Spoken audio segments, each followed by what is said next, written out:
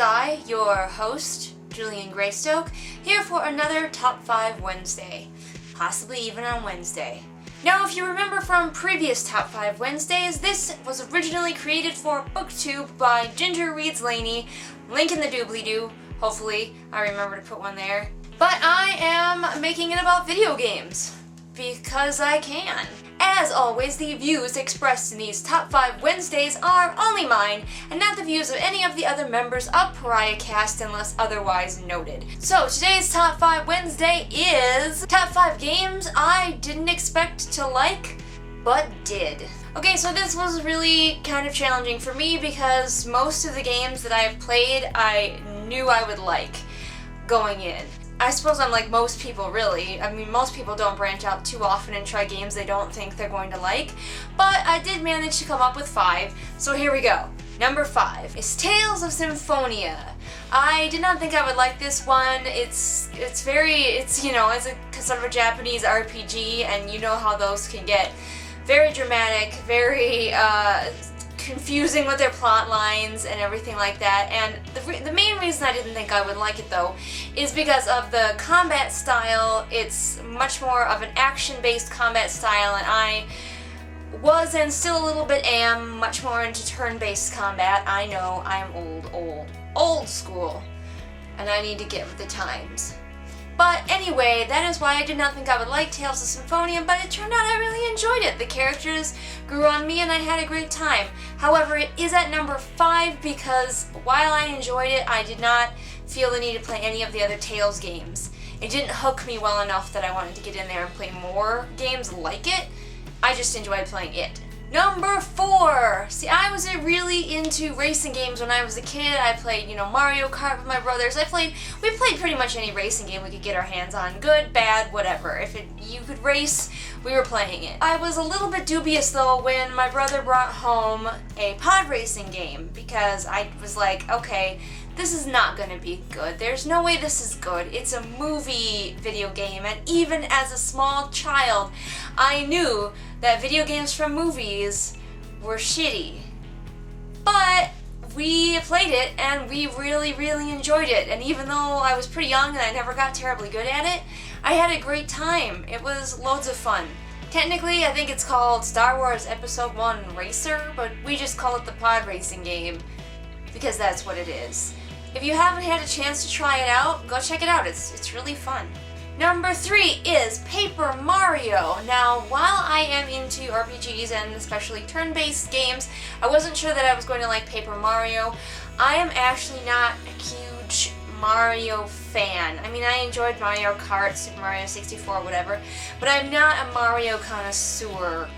I grew up with him, but only tangentially. I grew up with a lot of other video game characters as well, so I was kind of like, Paper Mario, it's probably going to be lame. Oh, they're trying to make Mario be an RPG. It's going to be stupid. But then I played it because I ran out of other games I wanted to play, and I put it in just to see, and it was really fun. And again, if you haven't played it, go check it out because it is a great time. The story is funny but complex enough to keep you engaged. It cements its spot at number 3. Number 2 is Borderlands. Now, there's a little caveat to Borderlands. I would still not play Borderlands by myself. Borderlands 1, 2, whatever. I really came to enjoy it by playing it with my brother and the other members of Pariah Cast. I didn't think I would enjoy it because first-person shooters really aren't my thing. I can get into them every now and then, but I'm not terribly good at them, as you will probably notice if you watch any of the Borderlands footage. I kind of suck, but what I lack in ability to shoot things, I make up for with my sassy wit. I like to hope. Anyway, go check out those videos and watch me growing to love Borderlands, at least when I play it with my friends, even though I didn't think I was going to like it. And finally, number 1 game that I didn't think I was going to like, and it instead turned out to be my favorite game series of all time, was Mass Effect. I know. Shocking.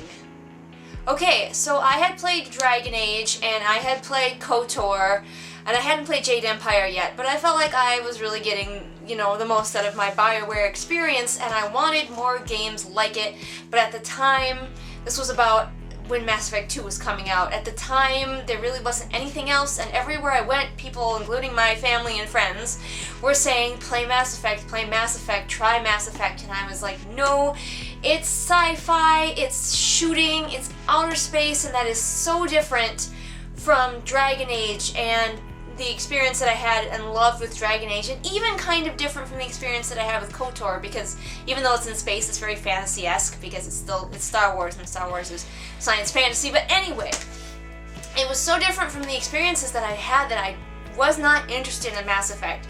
And then I was just randomly at the mall, and there was a GameStop, and I went in because you like have to if you pass the gaming store. And Mass Effect 2 was on sale really cheap, and I was like, everybody keeps telling me to try Mass Effect. Here's the second one. I'll buy it because it's cheap.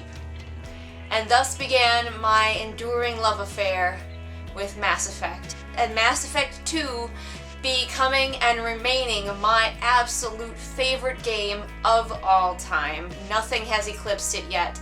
I love 1 and 3, but 2 stands as the best, and funnily enough, I did not even think I was going to like it. So there you go, that was my top 5 video games that I didn't think I would like, and then did. So, what are some games that you didn't think you would like, and then when you played them you found out they were awesome? Leave a comment below, and I'll probably mention it in an upcoming video. Speaking of which, one of our loyal viewers actually did mention something. I film these videos like 2 at a time.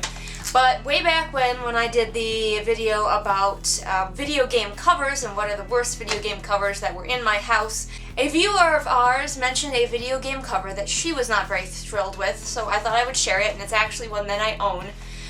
You can kind of see it because this is the deluxe edition, so it's not quite as clear. But it's the Dragon Age Inquisition cover. She does not like it because it just looks like a generic movie poster, you know, like summer blockbuster poster. There's nothing really special about it. It's really, yeah, the character in the middle is just sort of generic hero type looking thing, and she is not even raising the correct hand. In the game, it is the Inquisitor's left hand that gets the mark on it, and on the cover here, they are raising the right hand, and that is wrong. So, and I do agree, it looks very generic. It doesn't have the feel of the other Dragon Age game covers. It does just kind of look like a generic movie poster. So, right on. Thanks for contributing.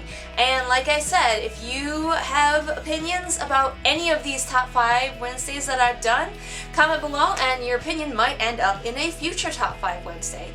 But until then, I will see you all later. Bye.